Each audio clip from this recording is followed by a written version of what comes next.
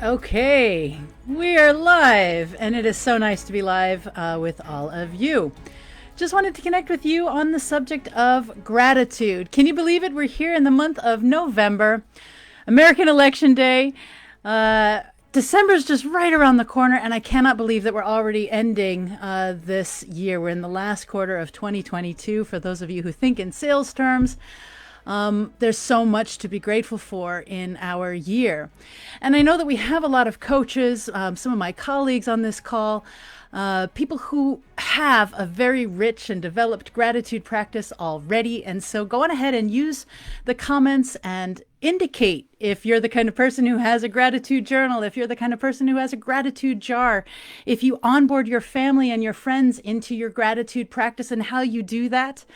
I know that many of the greatest thinkers, leaders, comedians of our time, almost every artist in some way or another has some practice under which they're doing knowledge management and knowledge capture, and what they're grateful for and what worked is part of it. So at the end of every day, asking yourself, what were the best parts about my day? Or when you set up and start your day and you want to begin that day with gratitude, not only for what you have, but also for the chance to go and meet your needs because you're alive. This is why the gratitude is sitting in the center of the integrity system, and something that we care a lot about, and something I'm sure this is not going to be the last video on gratitude that we talk about, maybe not even in November and December. We may talk about it again. But today, I wanted you to think about how it is we can direct our focus as leaders in our own lives, how we can direct our focus towards everything that's working right, everything that's going well, everything that you like and love and find amazing in this world. Because when we direct our focus towards that which we love, number one, we learn about ourselves. We learn about what we like and love, what we respect, what we admire. And gratitude helps us get in touch with that. And that is a step. It's a coaching question that we can ask ourselves. It's a self-coaching question that when we ask ourselves, who do I like enough, admire enough? What do I like enough, admire enough? What's going right? What am I grateful for to have experienced, to have lived, to have in my life? Who? Right? Ask all of the questioning questions about gratitude, and you'll learn something, number one, about yourself. And as people who are lifelong learners and living life to the maximum, who are constant and never-ending improving, who are growth mindset people, knowing what we like and love directs our focus towards that and increases our pleasure in life. And we know, the social scientists, the researchers, the psychologists, there's just a body of research right now to go on and say that gratitude is not a wishy-washy or woo-woo thing. It's not something only out of positive psychology. We know that exercising a gratitude practice is eroding depression, it's eliminating anxiety, it is one of life's available tools, available to all of us, just by directing our focus towards that which we feel some grateful energy about. So gratitude as a practice is something that we want you to cultivate in your life, whether you're already a master and a pro or not. And so this video is about one little aspect and a challenge that we would love for you to take part in, because we know it'll amp your relationships and up the energy and volume on all that you're putting out there in the world, and how you're received and how you give and contribute to others. So our challenge for you is to think a little bit about where and how you could give a positive review. We'd like you to give 3.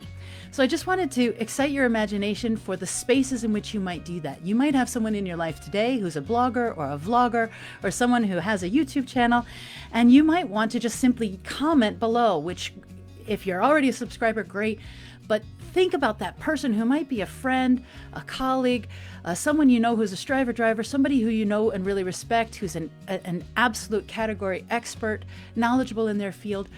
Just simply make a comment and say, thank you very much for putting this out there. I really appreciated this, and tell them what you appreciated and what you really genuinely like.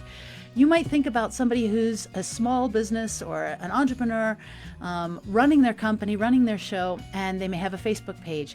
And I know Facebook has these review processes, very much like Google. You can probably give a 5-star review for those pages, that content, those professionals that you really like and respect.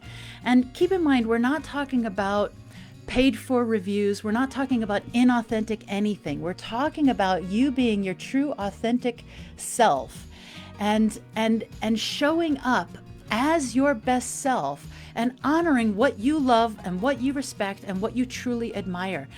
I like to think, and Denise really likes to think, that that improves the AI, not only about you, but for the world, right? That if we put more about what we like out there, instead of just having that knee-jerk reaction that so many people cultivate and have to say, gosh, my service really was terrible at that restaurant.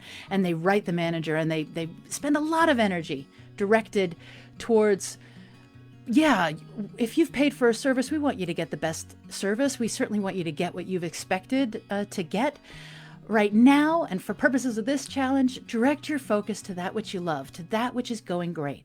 So another space that you might consider is all of the platforms. If you use any sort of Booking.com or Airbnb, any sort of lodging platform and services. Okay, on Booking.com, you can make a review. On Airbnb, it's a little bit different in that they build in automation to make a virtuous cycle in that you review the establishment where you stayed or the house or the apartment where you stayed, but they also review you. And over time, it is nice and does provide different access and opportunities, in my experience, to be a good customer, to be a good visitor and client of somebody's home, and to have those good reviews following you too, so that if you're in a pinch and finding properties is difficult to come by, somebody is able to see that for you. So I also wanted you to think about Etsy, right? There are many artisans and makers who share their goods on Etsy. And while Etsy doesn't really have that motivation, I think, to get you to review, if you do like someone's eco-ethical product line, or if you are buying from women or BIPOC individuals or LGBTIQ people and those headed businesses, and you want to make mention of why you bought and what you loved and how it unwrapped and arrived exactly as you expected, that 5-star review can really make somebody's day and improve their listing, rank them higher than even some of the biggest players of our time. And don't we want that for our friends and our small businesses? We want you to know that gratitude can reduce depression. Right, the World Health Organization says depression, anxiety, burnout, these are the leading causes of business loss for small and medium-sized businesses. So your responsible personal leadership to exercise and practice and develop gratitude habits and practices saves your employer, saves your family, saves those that you love, in addition to improving your quality of life.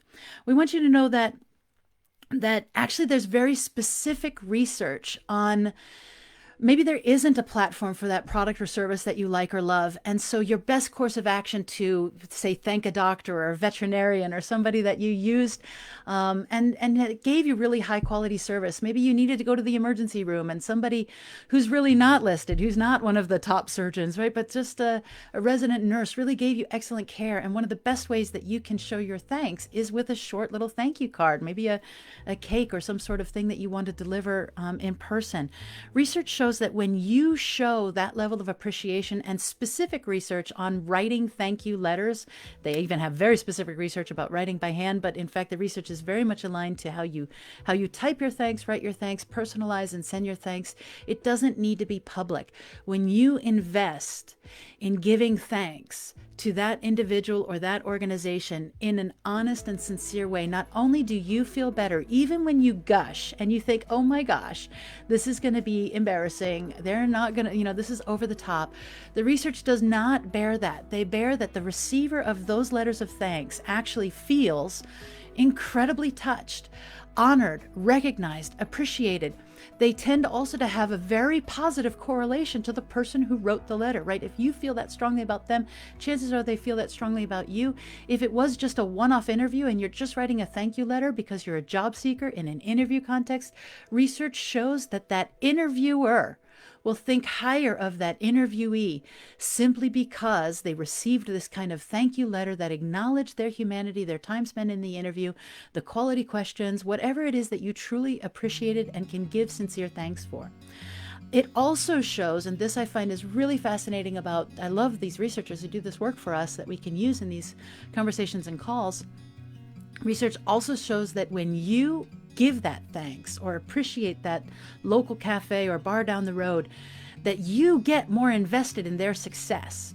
So that has a plus upside for you and how you feel, but also for that business. You get more invested in seeing that candidate, that hire, that business, that pub down the road.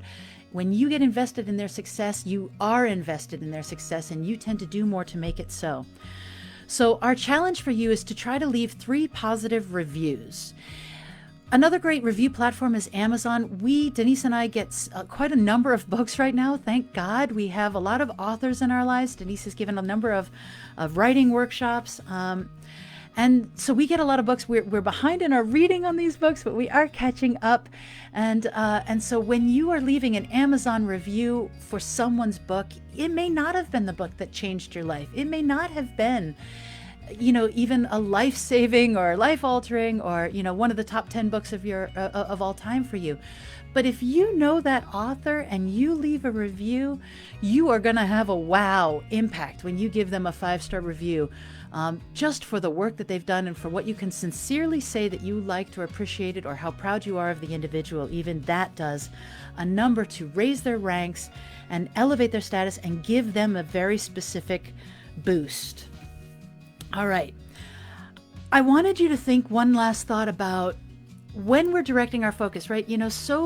So much of our time and attention, as we are self-soothing with scrolling, as we're looking at the election, as we're, in America, I'm an American, and today is an election day. And so as we're scrolling through, so often we have this no energy.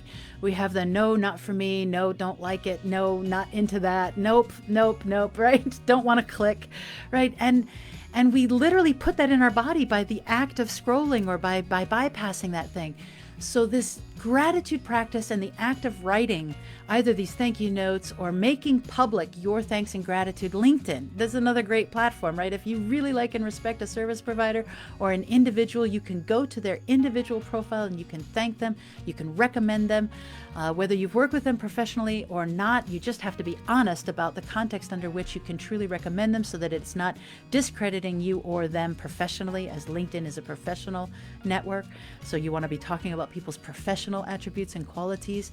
And certainly in a work context, if you have a colleague or a boss or somebody that you want to elevate, if you do care about underrepresented voices in the world, then elevate them with your recommendation. And in so doing, that is also a virtuous cycle. When you elevate others, you are now listed among their recommendations. If they've accepted your recommendation, they also get the right to put it on their wall or not. So don't worry about it. Like, if they like it and it makes them feel good, they will accept your recommendation. And then you are also associated with that person in a really virtuous circle. Recommend those you really like and respect, build it into a habit, and we will together be en masse thanking and putting positive energy out there in the world for those that you really like and admire and respect. All right, so 2 challenges. Well, 2 opportunities. The challenge is make 3 reviews. If you do make an Amazon book review, we'd like to invite you to tag your review. Click it on this thread to this video. So you can comment below. If you have a gratitude practice, we'd love to hear about it. We'd also love very much to hear about any books that you've really liked and given that positive review for. So thank you very much for your attention today. I'm just going to quickly look through the questions. I love that people have, I can see that there are people who have journals that they use. I find it a little pressury to keep a whole big journal. So I'm one of those bullet people. I like to make a few bullets at the end of every day. I definitely ask my children at the end of the day, what is the best thing that happened in your day, so that they are thinking with gratitude about what they got to live and experience that day. And when they start their day, I think and I ask, what do you most look forward to today, so that they're anticipating the best aspects and focusing towards their friends, their teachers, their loved ones that are going to do the right thing, show up in the right way, give them positive outcomes and reinforcement. We so badly want you to have those cheerleaders in your life and for you. And we know one of the best ways to get it is to model it. Go be someone's cheerleader and let us know how it goes for you. And thank you very much for spending your time with us this afternoon here today and with me. And look forward to seeing your engagement in the group. Take care.